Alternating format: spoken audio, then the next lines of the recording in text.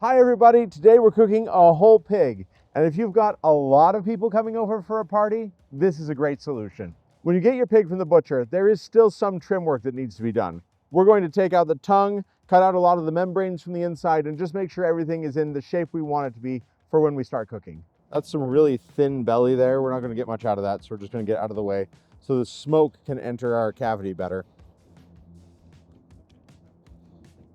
I'm cutting out some of this skin here to give the hams more access to the smoke.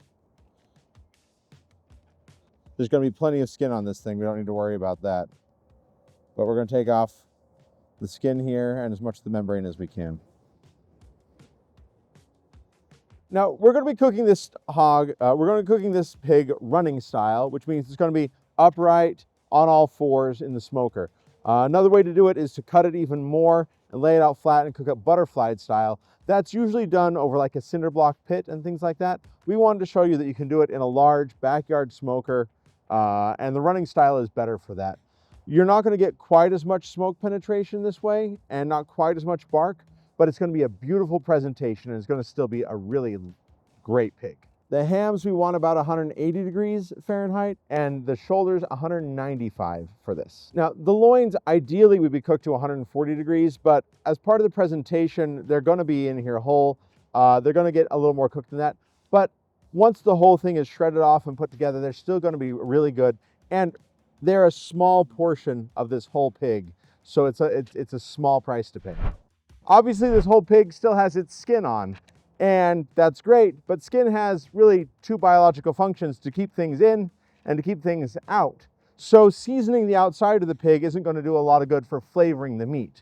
We can sure season the cavity, and that'll be fine, but if we want flavor through the whole thing, we're going to need to inject the muscles. You can, of course, buy a commercial brine, as we've done today, or you can make your own out of salt, sugar, the spices that you want, and something kind of sweet and acidic.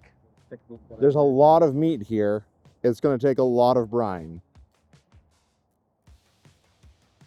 It can be really hard to find ways to get to all the muscles, especially on a pig as small as this one is.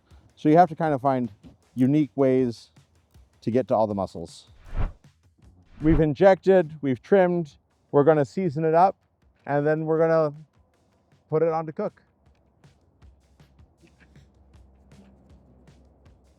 The rub you use is completely up to you. I'm opting first for a relatively salty rub, and then I'm going to go at it with a more flavorful rub. For presentation purposes, we're going to really try to season just the meat and not the skin. If something gets on there, it's not going to ruin it, but it's not going to look as nice. And as we talked about before, it's not going to get any seasoning into the meat.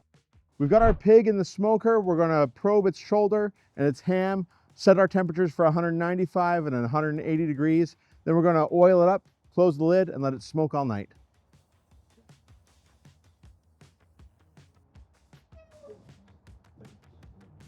I'm going to stay here all night, keep this fire going. A pig this size should take about 12, 13 hours to cook. We can't wait to see how it looks in the morning. Well, it's tomorrow morning, and I've been here all night feeding the smoker sticks of wood as needed.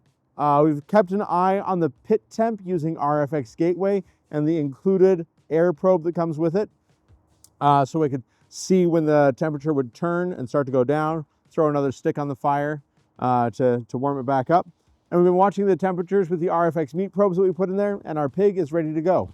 So let's take a look. Partway through the night, once we'd achieved the mahogany color that we wanted on our pig, we covered the whole pig with aluminum foil to keep it from darkening anymore. And here's our pig. It's got this beautiful cherry mahogany color to it, a nice feel to the skin. I'm going to check it with a thermopen just to verify tenderness as well as temperature. And going through the skin will A, be hard on presentation, but B, also, that's kind of hard stuff at this point. So I'm just going to go in through the probe hole, and I'm going to look for the temperatures that I see here. 194 to 198 in there, and that's right where we want that to be. Check the ham. I'm getting temperatures in the 185 range, which is great. Cooking a whole pig is not an entry-level cook. It's not something you just do on a Wednesday night because you're hungry. This is something that, takes some planning, takes some work.